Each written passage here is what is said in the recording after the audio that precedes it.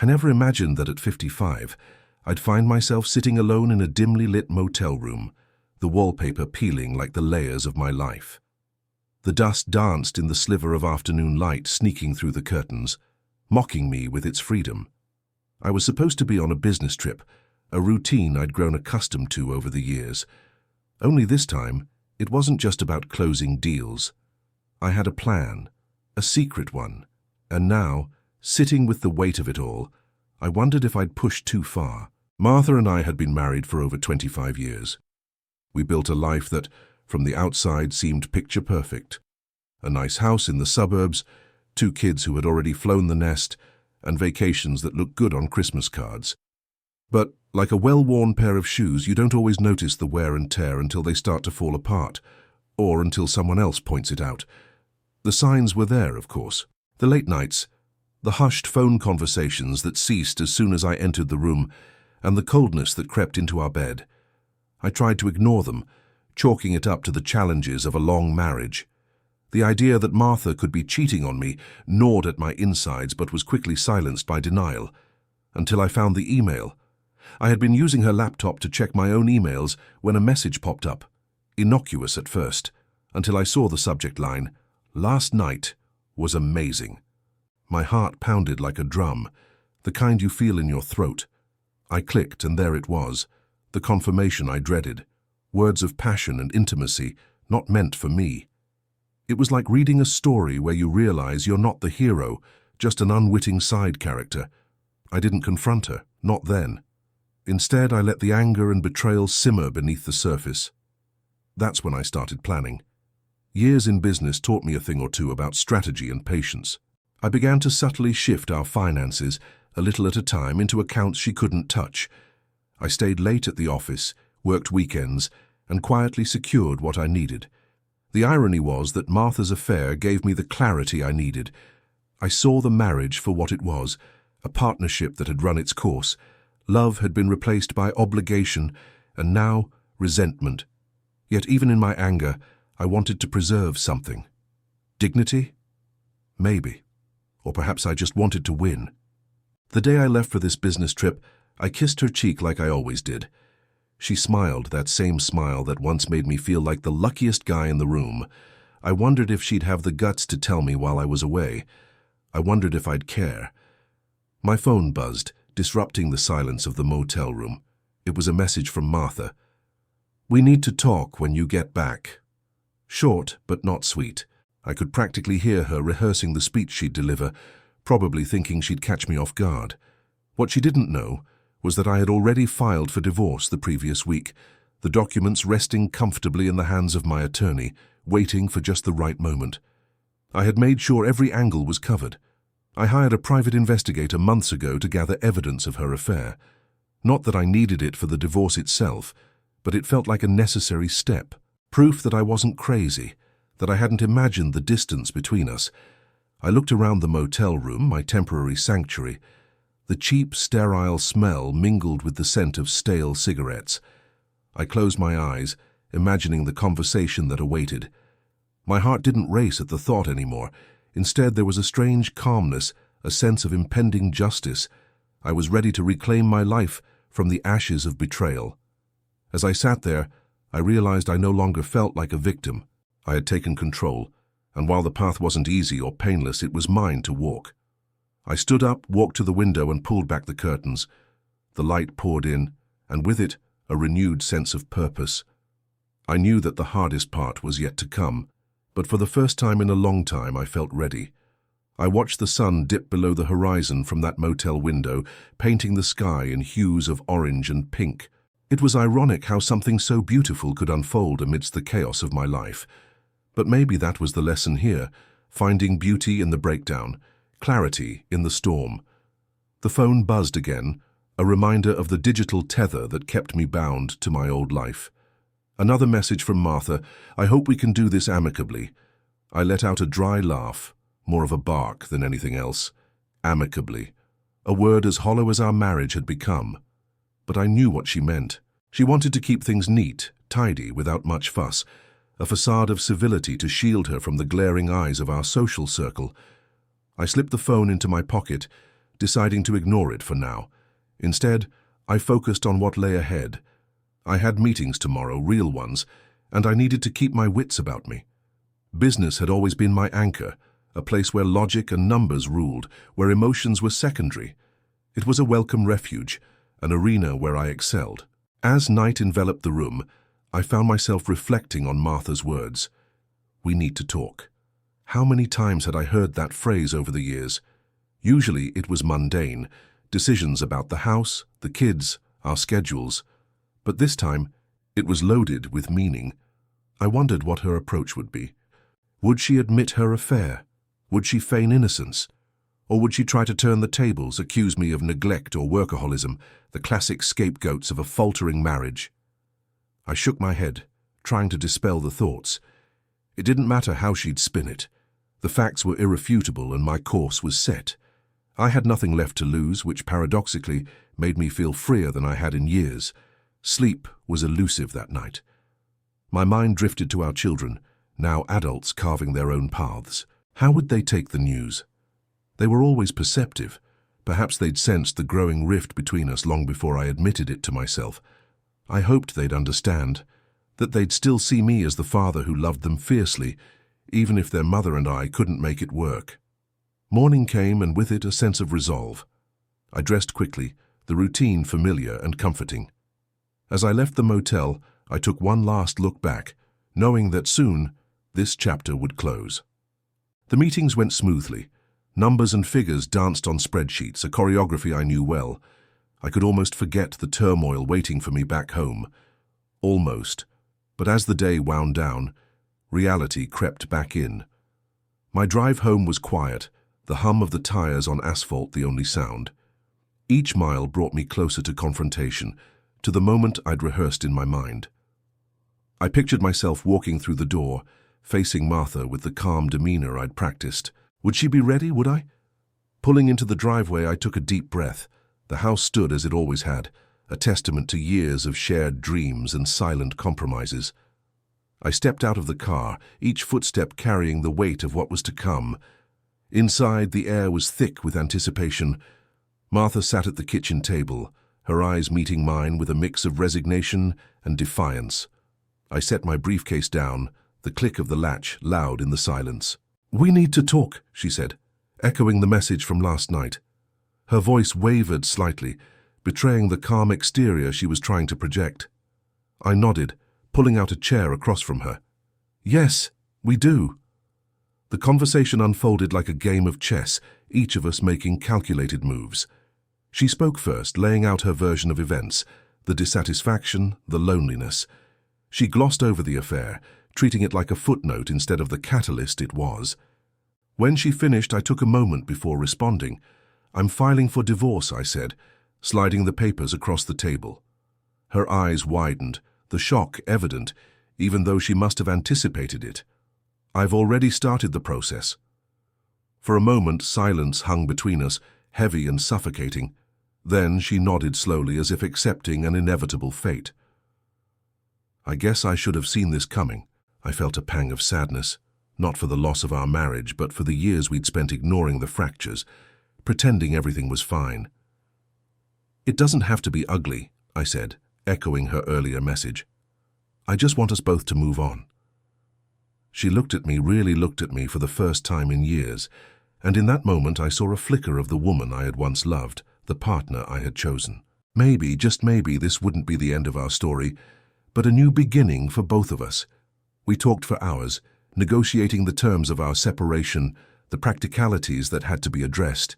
It was surreal, dismantling a life we'd built together, but there was also a sense of relief of finally confronting the truth. As I left the room, I felt lighter, as if a weight had been lifted.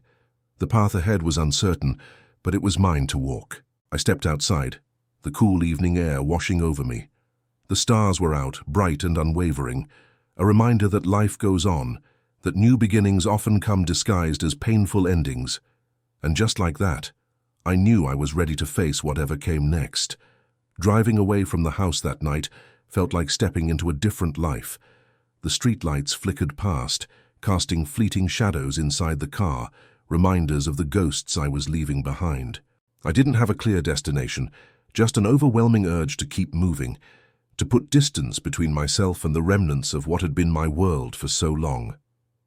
As I drove, my thoughts flitted back to the conversation with Martha. It was strange how calm she had been, almost as if she had been expecting it. Maybe she had. Maybe she had already grieved the end of our marriage in her own way, long before I had the guts to confront it. The realization came with an unexpected sting. Was I the last to know? Had everyone else seen the writing on the wall? I pulled over into a quiet rest stop, the kind of place I'd usually overlook in my haste to get from point A to point B. I needed a moment to breathe, to absorb the gravity of what I'd just done. The night was still, the air carrying a slight chill that whispered of the approaching winter. Leaning against the car, I retrieved my phone from my pocket, the screen lighting up with messages I hadn't bothered to check. Most were from work, clients needing attention, meetings to reschedule. But there was one from my daughter, Jenny. Her text was simple, a question really. "Are you okay, Dad?" I smiled a little, despite the heaviness in my heart. Jenny had always been perceptive, able to sense the undercurrents even as a child. She must have felt the change in the air. I typed back, struggling to find the right words. "I'm okay," I wrote, though I wasn't sure if it was the truth. "Big changes, but I think it'll be all right." Her reply was almost immediate. "I'm here if you need to talk. Love you." I stared at those words longer than I intended, feeling a warmth spread through the cold that had settled in my chest. It was moments like these that grounded me, reminded me of the connections that mattered, that endured despite the chaos.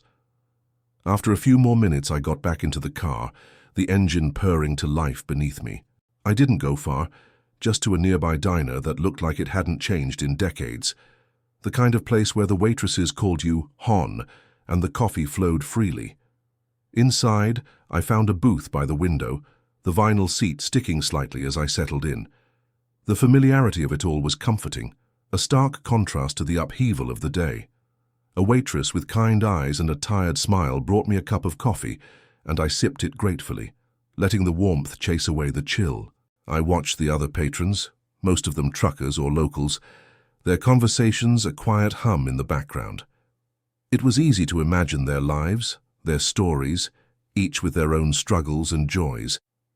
It made my own problems feel a little less unique, a little more bearable. As I sat there, I thought about what lay ahead. The divorce would be a process, one that would require patience and a willingness to let go. I'd have to adjust to a new reality, one without Martha, and without the familiar rhythms of our life together. There would be paperwork, meetings with lawyers, and countless details to sort out. But there would also be freedom, the chance to start fresh, to redefine what I wanted my life to look like. I wondered if Martha felt the same tentative hope I did. Maybe she too was ready to embrace this new chapter, to find her own path. I hoped she would, for both our sakes. There was no point in holding on to bitterness or regret. We were two people who had simply grown apart, who had stopped being the best versions of ourselves together. The waitress returned to top off my coffee, and I took it as a sign to get moving again. I paid my bill, leaving a generous tip, and stepped back into the night.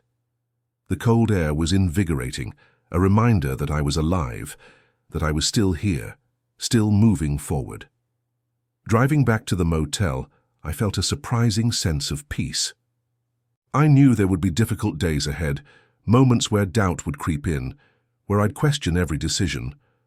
But for now, I was content to let those worries lie dormant. When I returned to the motel room, I found myself standing by the window again, looking out at the stars. They were as bright as they had been the night before, perhaps even brighter.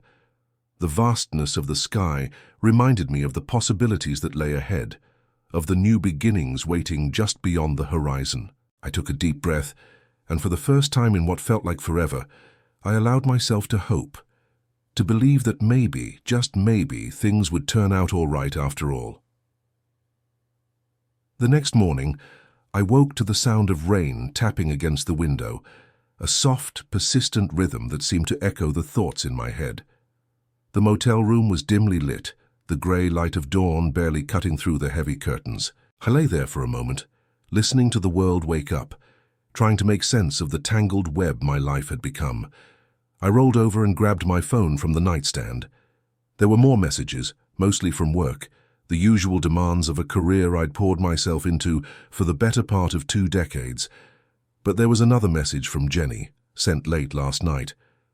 "Thinking of you, Dad. I know it's tough. Let me know if you need anything." Her words were a balm, reminding me that despite the chaos, I wasn't completely untethered. I texted her back, "I appreciate it, Jen. Love you too." After a quick shower, I dressed and checked out of the motel. As I stepped outside, the rain had diminished to a drizzle, the kind that clings to your skin, a gentle reminder of the storm that had passed. I loaded my bags into the trunk of the car and slid into the driver's seat, the familiarity of the routine offering some comfort. Driving through the rain-slicked streets, I found myself heading towards a part of town I hadn't visited in years.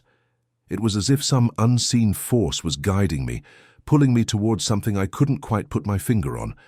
As I drove, the city unfolded around me, a tapestry of memories woven into the fabric of each street and building. I ended up in front of a small office building, unremarkable at first glance, but significant in ways that mattered deeply to me. It was the law firm where Martha and I had met, a lifetime ago, back when we were both young associates with stars in our eyes. I parked the car and sat there for a moment, letting the memories wash over me. I remembered the late nights we'd spent working on cases together, the camaraderie that had blossomed into something more.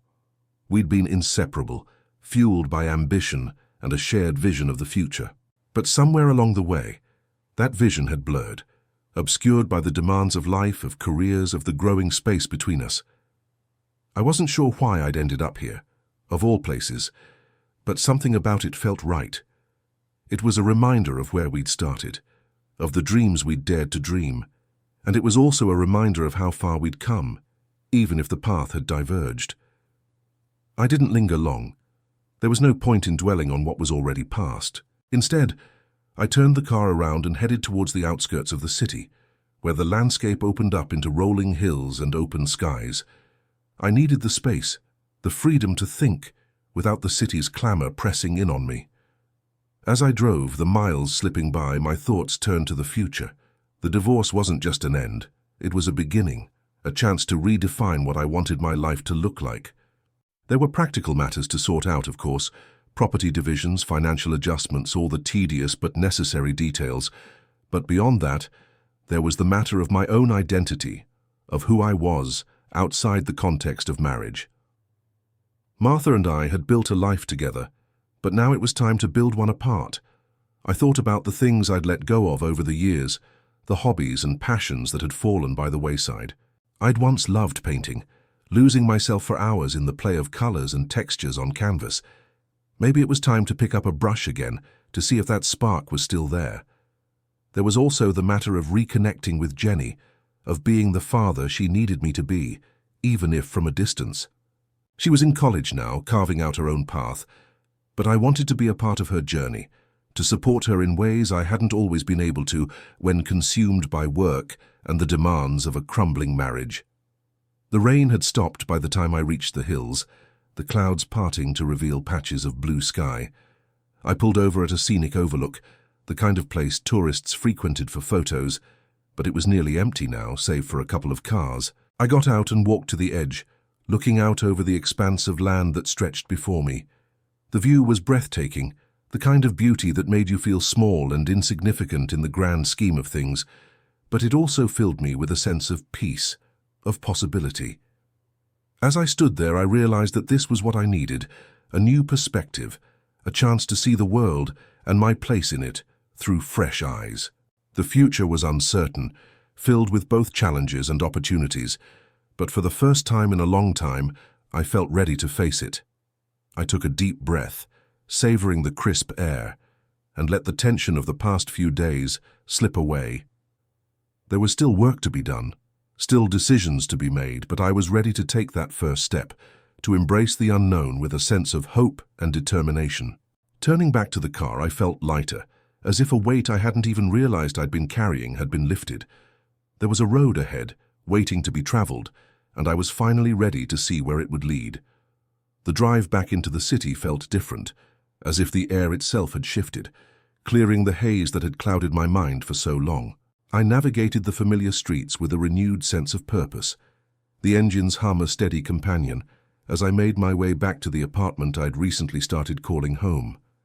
It was a modest place, a far cry from the sprawling suburban house Martha and I had shared, but it was mine, a blank canvas waiting for me to paint a new life. As I pulled into the parking lot, I noticed a moving truck parked outside the building. A couple, probably in their 30s, was unloading boxes, their faces flushed with the exertion of building a life together. I offered a nod and a small smile as I passed, a silent acknowledgement of their journey just beginning as mine was being redefined. Inside, the apartment was quiet, the kind of quiet that held promise rather than loneliness. I set my bags down and took a moment to survey the space. I'd kept things minimal, not out of some grand design choice, but because I hadn't yet figured out what I wanted this new chapter to look like. The walls were bare, save for a few photos of Jenny and me from years past. Her gap-toothed smile in a school picture, the two of us at a baseball game. Frozen moments of joy that seemed to anchor me to the better parts of my past.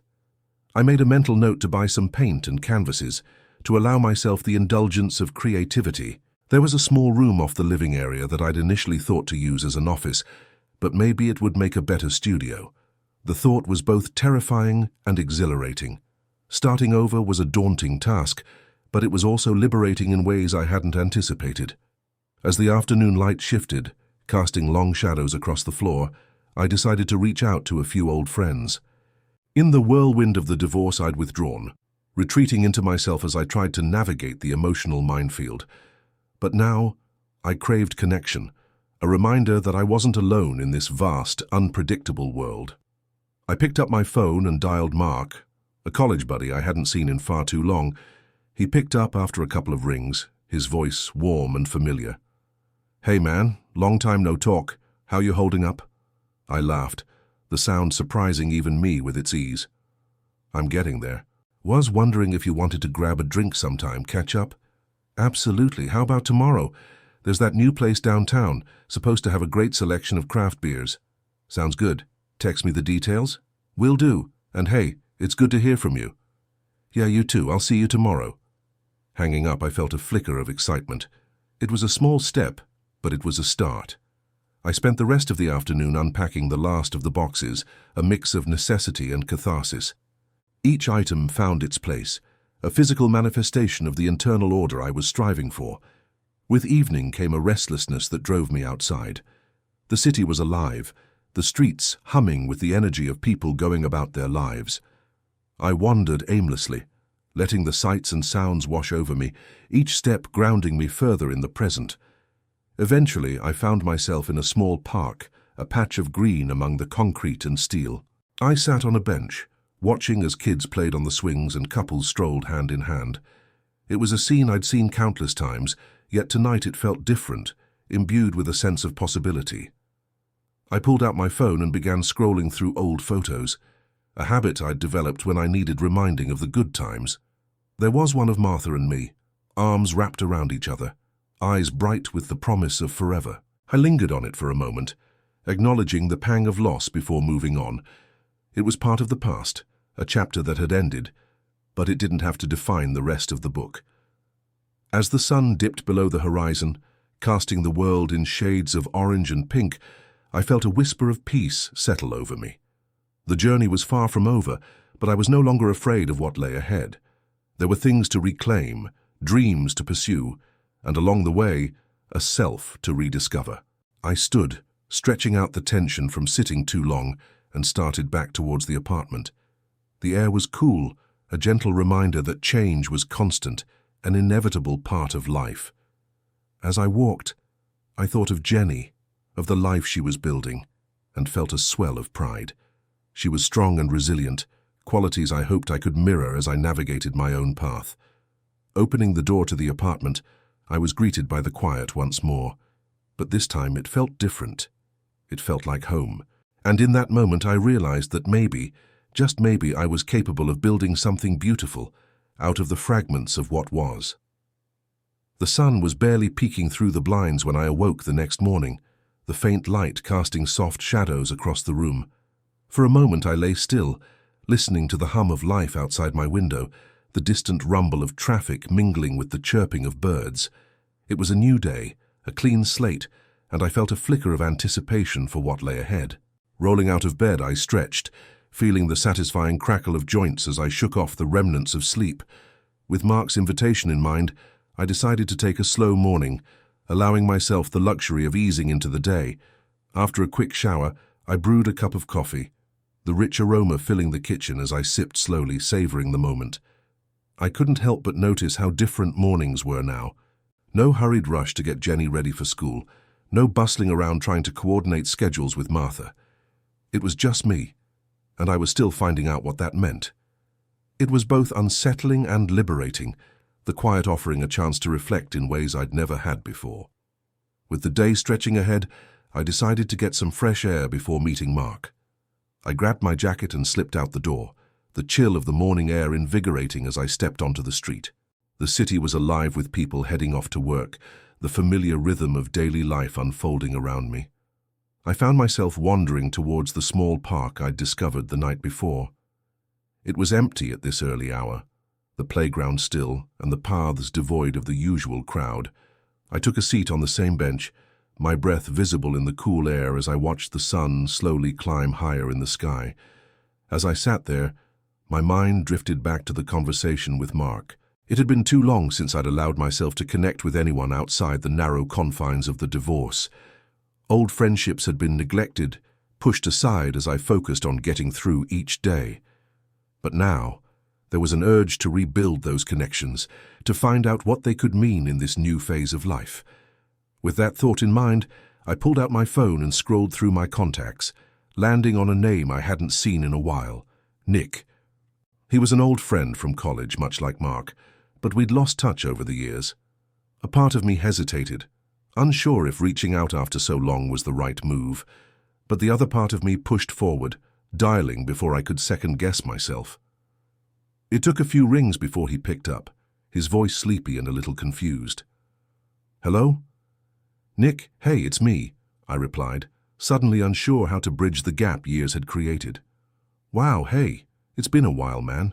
His voice was warm, and I could hear the surprise mixed with genuine pleasure at the unexpected call. "Yeah, too long. I figured it was time to catch up and see how you're doing." We chatted for a while, exchanging updates on our lives.